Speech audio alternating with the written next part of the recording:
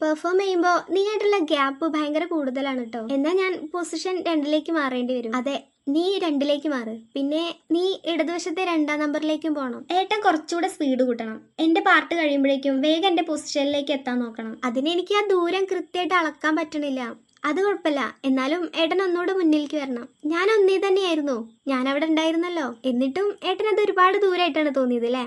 നമ്മൾ spring day പാടുമ്പോൾ ഏട്ടൻ അങ്ങോട്ട് ഓടി, പക്ഷേ കുറച്ചുകൂടി വേഗത്തിൽ ഓടണമായിരുന്നു. ഏട്ടൻ ഓടുന്നത് കണ്ടിട്ടാണ് ഞാൻ പിന്നാലെ ഓടുന്നത്. ഇന്നലെ അത് കുറച്ച് ദൂരെയായിരുന്നു. ആ സമയത്ത് ഞാൻ എൻ്റെ പരമാവധി വേഗത്തിലാണ് ഓടിയത്. എന്നാലും ടൈമിംഗ് കൃത്യമാക്കി ഞാൻ അത്രയും വേഗത്തിൽ തന്നെയാണ് ഓടിയത്.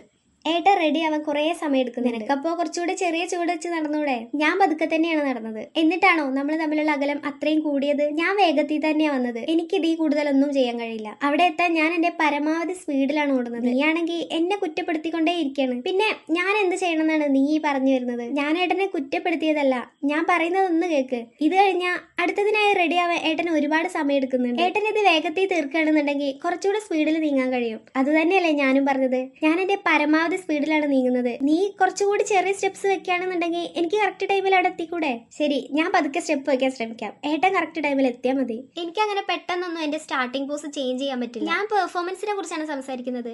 ഏട്ടൻ വെറുതെ ഓവറായി റിയാക്ട് ചെയ്യാണ്. ഇതിപ്പോ നിങ്ങൾ രണ്ടുപേരും പറയുന്നത് ശരിയാണെന്ന് എനിക്ക് തോന്നുന്നില്ല. ഇപ്പൊ തന്നെ സമയം 8ആയി. തർക്കിക്കാൻ ഒട്ടും സമയമില്ല. സ്റ്റേജിൽ കയറണം, വാ പോവാം. അല്ല, എന്താ നിങ്ങൾ ഈ കാട്ടിക്കൂട്ടുന്നത്? ഇതിപ്പോ പരിഹരിക്കാൻ നിൽക്കണ്ട. ആര് പറഞ്ഞതാ ശരി, ആരാ തെറ്റെന്നൊക്കെ നമുക്ക് പിന്നെ തീരുമാനിക്കാം. അല്ല, എന്റെ ഭാഗത്ത് തന്നെയാണ് തെറ്റ്. നീ പെർഫോമൻസിനെ കുറിച്ച് ഗൗരവമായിട്ട് സംസാരിക്കുമ്പോൾ ഞാൻ ഇടയിൽ കയറി അതിനെ തമാശയാക്കി എടുത്തു. അത് മോശമായി പോയി. നമുക്ക് പിന്നെ സംസാരിക്കാന്ന് പറഞ്ഞില്ലേ? വാ പോവാം, പിന്നീട് സംസാരിക്കാം. വാ തേങ്ങ, നമുക്ക് സ്റ്റേജിൽ കയറാം. ആർമീസ് ദിവസങ്ങളോളം വരി നിന്നും കാത്തിരുന്നുമാണ് ഈ കൺസേർട്ടിന് വന്നിരിക്കുന്നത്. അവരെ ഒരിക്കലും നിരാശപ്പെടുത്താൻ പറ്റില്ല. അതുകൊണ്ട് ഇപ്പൊ തർക്കിച്ച് നിൽക്കാതെ ഈ കൺസേർട്ട് എങ്ങനെ മികച്ച രീതിയിൽ നടത്താമെന്ന് തീരുമാനിക്കാം.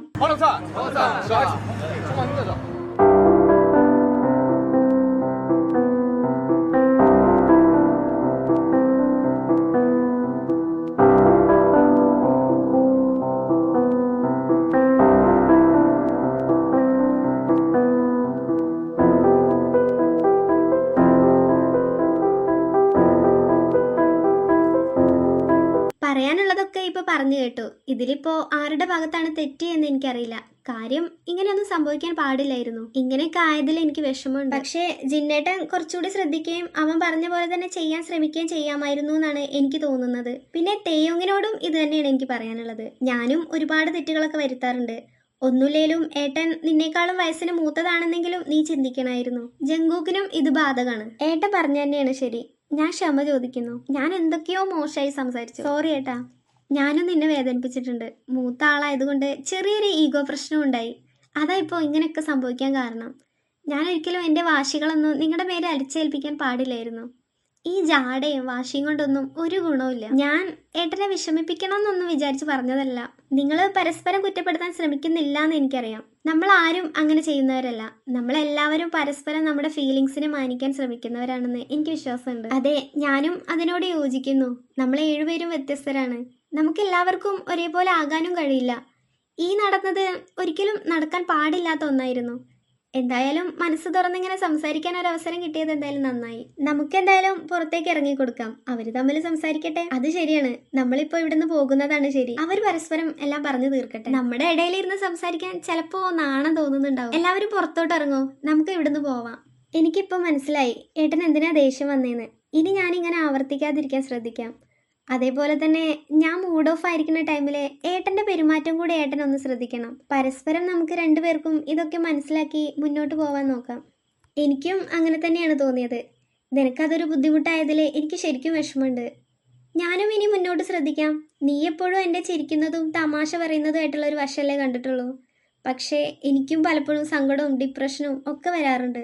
ഞാൻ നിങ്ങളുടെ മുന്നിൽ ഇങ്ങനെ പോസിറ്റീവായി ഇരിക്കുന്നു എന്നേ ഉള്ളൂ. ആളുകൾ പറയുന്ന പോലെ എല്ലാം അത്ര പെട്ടെന്ന് മറക്കാനും കൂളായിരിക്കാനൊന്നും ആർക്കും എളുപ്പത്തിൽ പറ്റില്ല. എനിക്കും എൻ്റേതായിട്ടുള്ള സങ്കടങ്ങളുണ്ട്. എന്നാൽ പിന്നെ നമുക്ക് ഒരുമിച്ച് പുറത്തുപോയി എന്തെങ്കിലും കഴിച്ചാലോ? എല്ലാം പരസ്പരം പറഞ്ഞു തീർത്തില്ലേ? നീ വെറുതെ ഇടയിൽ കയറി സംസാരിക്കല്ലടാ. നമുക്കെന്നാ പോയാലോ? ഇപ്പൊ തന്നെ സമയം ഒരുപാട് വൈകി. അതിന് സമയം 9 ഉള്ളൂ. നിനക്കൊരു ക്ലോക്ക് നോക്കാൻ കൂടി അറിയില്ലേ? സമയം 2 വാ പോവാം.